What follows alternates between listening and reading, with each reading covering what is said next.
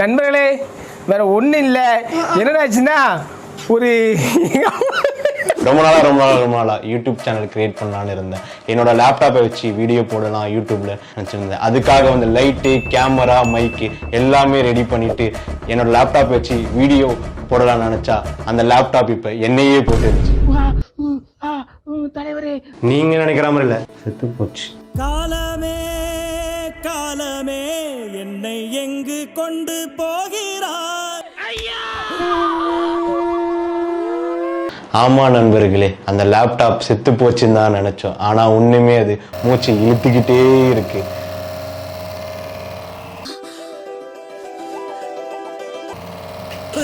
சரி, இந்த லேப்டாப்பை தூக்கி போட்டுட்டு என்னோட பிசி கனவை ஸ்டார்ட் பண்ணலான்னு சொல்லிட்டு பிசி பில்ட் பண்ணலான்னு சொல்லிட்டு தேட சொல்லதான் அப்பதான் இந்த வீடியோல என்ட்ரி கொடுத்தாரு நம்ம தலைவன். Hi soldiers. Okay, PC build பண்ணலாம்னு சொல்ல வந்து ரெண்டு முக்கியமான விஷயம் தோணுச்சு. ஒன்று வந்து அதோட பட்ஜெட், ஒன்று அதோட ஸ்பெசிஃபிகேஷன். இது வரைக்கும் என் லைஃப் டைமில் ஸ்பெண்ட் பண்ண முடியாமல் பட்ஜெட் ஸ்பெண்ட் பண்ணலாம்னு சொல்லிட்டு 2,50,000 அமௌண்ட்டை வந்து இந்த பிசிக்காக ஸ்பெண்ட் பண்ணேன். பட்ஜெட்டை வந்து பிளான் பண்ணிட்ட பிறகு ஏடிடி பிசி ஃபேக்டரி கால் பண்ணி, ஹலோ கணேசனா, 2,50,000 பட்ஜெட் உள்ள பிசியோட ஸ்பெக் எனக்கு சொல்லியிருந்தேன். அவங்க சைடில் வந்து இது வரைக்கும் முன்னாடி முடிச்ச பிசியோட ஸ்பெக் லிஸ்ட்லாம் எனக்கு அமைச்சிருந்தாங்க. அந்த லிஸ்ட் மூலமா எடுத்து அதுலேருந்து சில விஷயங்கள் கஸ்டமைஸ் பண்ணி பிசியோட பில்லோட பட்ஜெட் எழுதுனா 2,40,695 rupees. ஃபைனலி என்னமா ஃபீல் பண்ணி கூவுறான்டா அவன். பிசியோட ஸ்பெக்கும் ஃபைனல் பண்ணியாச்சு, பிசியோட பட்ஜெட்டும் ஃபைனல் பண்ணியாச்சு. சரி ஓகே, ஏடிடி டீம் கிட்ட கால் பண்ண சொல்ல அவங்க சைட்லேருந்து எவ்வளோ சொல்லியிருந்தாங்கன்னா 15,000 நீங்கள் இனிஷியல் அமௌண்ட்டாக பே பண்ணலாம். 4 to 7 days கழிச்சு உங்களுக்கு பிசி வந்து டெலிவரி ஆகணும்னு சொல்லியிருந்தாங்க. உங்களோட மெயில் ஐடி எங்களுக்கு சென்ட் பண்ணுங்க, அந்த மெயில் ஐடியில் எல்லா டீட்டெயிலும் நாங்கள் அனுப்புகிறோம், நீங்கள் அது மூலமாக பே பண்ண சொல்லியிருந்தாங்க. பெறப்பட்ட OTM அமௌண்ட். சரி ஓகே சொல்லிட்டு மெயிலுக்காக வெயிட் பண்ண சொல்ல 5 minutes கழிச்சு மெயில் வந்தது அவங்க சைடில் இருந்து. சரி ஓகே, மெயிலை போய் செக் பண்ணி சொன்னது அங்கே தான் ஒரு ஷாக்கிங்கான மேட்டர் நடந்தது. A2D PC ஃபேக்ட்ரியிலேருந்து நம்மளுக்கு மெயில் வராமல் நியூ பிசி டெக்னாலஜிலேருந்து நம்மளுக்கு மெயில் வந்தது. ஏன்னா நியூ டெக்னாலஜி வந்து ஸ்கேமை பற்றி பேசுகிறேன், என் தலைவனை வச்சு ஸ்கேம் பண்ணீங்களா?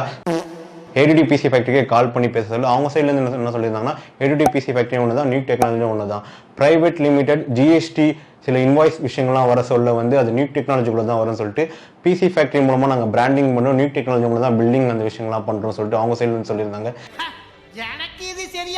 நம்மளே பிசி பில்ட் பண்ணலாமா இல்லை வேற பிசி பில்ட் டீம் வந்து கான்டாக்ட் பண்ணலாமான்னு யோசிச்சுட்டு சொல்லதான். சரி ஓகே, லாஸ்ட் ஒரு டைம் ட்ரை பண்ணி போகலாம் சொல்லிட்டு A2D PC ஃபேக்டரியோட இன்ஸ்டாகிராம் ஐடியை வந்து செக் பண்ணி பார்த்தோம்.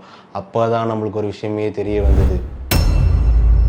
ஆமாம் நண்பர்களே, கடைசியில் A2Dயும் நியூ பிசி டெக்னாலஜியும் ஒன்று தான்.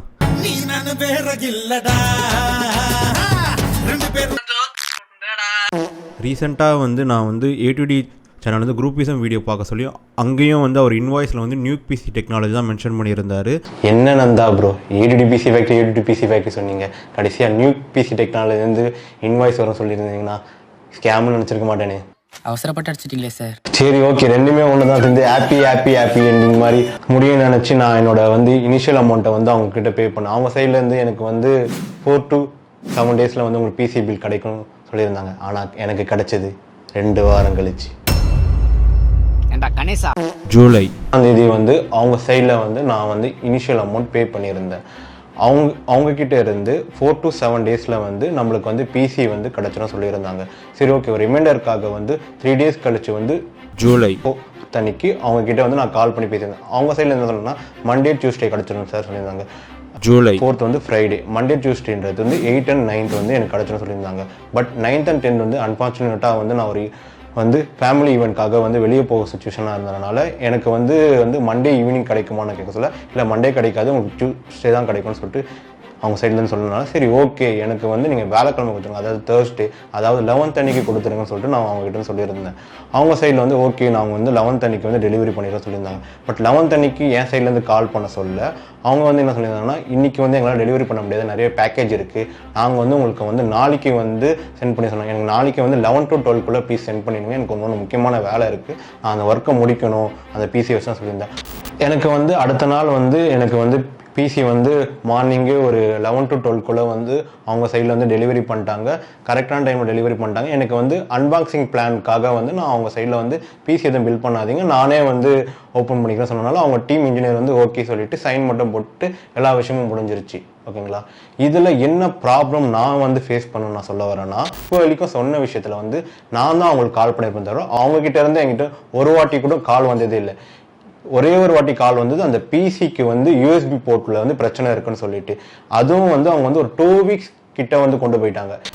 8th 9th கிடைக்க வேண்டிய பிசி எனக்கு 4 days தள்ளி வந்து கிடைக்குது. அப்போ கிடைக்க சொல்லியுமே வந்து அவங்க சைடில் வந்து இந்த யூஎஸ்பி ப்ராப்ளம் சொல்கிறாங்க. 8th 9th அவங்க அதை ஃபிக்ஸ் பண்ணியிருந்தாங்கன்னா எனக்கு வேலைக்கிழமை கிடைச்சிருக்கும். அவங்க சைடில் ஒரு பெரிய கம்யூனிகேஷன் லேகும் அவங்க டீமுக்குள்ள ஏதோ ஒரு ப்ராப்ளமும் இருக்குது. இந்த ப்ராப்ளத்தினால வந்து வந்து பிசி வந்து டிலே ஆகுதான்னு எனக்கு தெரியல. மற்ற யாருக்குனாச்சும் இந்த ப்ராப்ளம் வந்துன்னா கமெண்ட்ல பின் பண்ணுங்க, நான் வந்து தெரிஞ்சுக்கணும்னு ஆசைப்படுறேன். ஓகேங்களா. கன்க்ளூஷன் இதுல என்னன்னா வந்து பிசி டாக் நந்தா சொன்ன டைலாக் தான், கஸ்டமரை கஷ்டப்படுத்துற நீ கஸ்டமர் கஷ்டப்படுத்தாத ப்ரோ. நானும் உங்க சோல்ஜர்ஸ் தான், இந்த மாதிரி பண்ணலாமா? அதே மாதிரி சோல்ஜர்ஸ், நானும் ஒரு சோல்ஜர் பாய் தான். கமெண்ட்ல வந்து என்ன செய்யாதீங்க. எனக்கு நடந்த ஃபீட்பேக்கை தான் நான் பேசுறேன் இதுல. அதனால வந்து என்ன எதுவும் தப்பு நினைச்சுக்காதீங்க. ஓகே, வீடியோ முடிஞ்சு நினைச்சிடாதீங்க நண்பர்களே. இவன் தான் அந்த இழுத்துட்டு இருக்க லேப்டாப், இவனால தான் இந்த ஸ்டோரியை ஆரம்பிச்சுது, இவனால தான் இந்த பிசி பில்ட் ஆரம்பிச்சுது. இப்போ இந்த பிசியோட அன்பாக்சிங்கை பார்ப்போம். ஃபைனலி நண்பர்களே, இவன் தான் அந்த 2.5 லட்சம் ரூபாய் பிசி. ஓகே, இவனை வந்து இப்போ அன்பாக்ஸ் பண்ணுவோம். கேமராமேன், ஓ கட்டிலையா? கத்தி கத்தி கத்தி கேட்டா இவர் வந்து ரொம்ப கொடுத்துட்டாரு.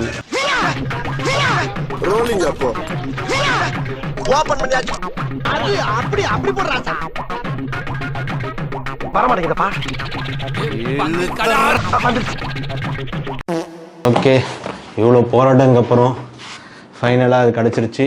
இதை பற்றி அப்புறமா எக்ஸ்பிளைன் பண்ணுறேன் என்ன இருக்குன்னு இதில். அண்ட் போராடி இருக்க வேண்டியதாக இருக்குது. ஓகே, நம்ம பிசி டாக்கு எப்பவுமே வந்து இதில் வந்து ஒன்று கிடைக்கும். அந்த கிஃப்ட் நம்மளுக்கும் கிடைக்குதா செக் பண்ணுவோம். அந்த கிஃப்ட் என்னன்னு நம்ம சோல்ஜர்ஸ் நிறைய பேருக்குலாம் தெரியும். சோல்ஜர்ஸ் நீங்கள் வந்து இந்த வீடியோ பார்த்தீங்கன்னா கமெண்ட் பண்ணுங்கள் அது என்ன கிஃப்ட்டுன்னு.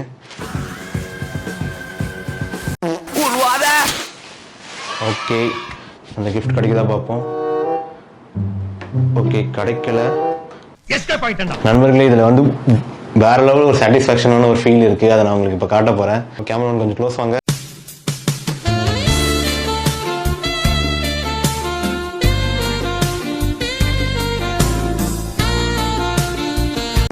ஏசெட்டிக்காக இந்த பிசியை வந்து ஃபுல் பிளாக் அண்ட் ஆர்ஜிபி தீமில் ஃபிக்ஸ் பண்ணியிருக்கோம். இதோட ஸ்பெசிஃபிகேஷன் என்னன்னு சொல்லிட்டு நம்ம இப்போ பார்ப்போம். மதர் போர்டு நம்ம வந்து MSI Mac Z790 டவுமாக் wifi DDR5 வந்து யூஸ் பண்ணியிருக்கோம். இதோட ப்ரைஸ் வந்து 32,500 வருது. அதே மாதிரி ப்ராசஸர் வந்து Intel i9 14 Gen 14900K use பண்ணிக்கிறோம். இது வந்து ஒரு 56,295 rupees வருது. ரேம்காக நம்ம என்ன யூஸ் பண்ணிக்கிறோம், கர்சர் வந்து 32GB 5200 mAh DDR5 ரேம்ஸ் வந்து 2 யூஸ் பண்ணியிருக்கோம். அது வந்து காஸ்ட் வந்து 16,650 நம்மளுக்கு வருது. அதே மாதிரி SSDக்கு நம்ம என்ன யூஸ் பண்ணியிருக்கோம்னா Samsung 990 Pro 1TB Gen 4 SSD use பண்ணியிருக்கோம். இது வந்து 11,113 rupees வருது. அதே மாதிரி வந்து கிராஃபிக்ஸ் கார்டுக்கு தான் நம்ம வந்து அதிகமாக ஸ்பெண்ட் பண்ணியிருக்கோம். அதில் கிராஃபிக்ஸ் கார்டோட ப்ரைஸ் வந்து 92,999 வருது. ஜிகாபைட்டோட RTX 470 Ti சூப்பர் யூஸ் பண்ணியிருக்கேன். இது ஒரு eagle OC edition 16GB graphics card. Okay, SMBS வந்து MSI Mac A50 gold certificate SMBS நம்ம வாங்கியிருக்கோம். இதோட ப்ரைஸ் 9,499. அதே மாதிரி லிக்விட் கூலருக்காக deep cool liquid cooler LE 720 360mm வாங்கியிருக்கோம். இதோட ப்ரைஸ் வந்து 6,715 வருது. கடைசியா வந்தாரு Montagu king 95 Pro Black. Okay, இதோட லோகோ பார்க்கறது யூனிட்டி சிம்பிள் மாதிரியே இருக்கும். ஆனால் வந்து இந்த கேபினெட் வாங்கினதுக்கு என்ன விஷயம்னா, இந்த கேபினெட்டோட சேர்த்து நம்மளுக்கு ஃபேனும் கொடுத்துருவாங்க. மொத்தம் வந்து இதுக்கு வந்து ஒரு 6 ஃபேன்ஸ் கிட்ட கொடுத்துருக்காங்க. பேக்கில் 1, பாட்டமில் 3 அண்ட் சைடில் 2. இந்த ஃபேனை வந்து நம்ம வந்து சைட்லேயும் வச்சுக்கலாம் அண்ட் ஃப்ரண்ட்லேயும் வந்து நம்ம மூவ் பண்ணிக்கலாம். அதே மாதிரி இந்த கேபினெட்டில் வந்து கிளாஸில் இருக்கிறது வந்து மெஷ்க்கு நம்ம மாற்றிக்கலாம். இவ்வளோ ஸ்பெசிஃபிகேஷன் போட்டு பில்ட் பண்ண பிசியை வந்து இன்னும் நான் ஆன் பண்ணியே பார்க்கல. உங்கள் முன்னாடி தான் ஆன் பண்ணி பார்க்க போகிறோம். இப்போ பார்ப்போம்.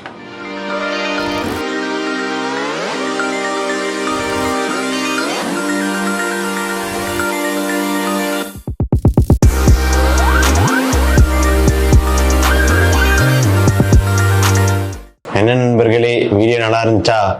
போயிட்டு வாங்க, டாடா.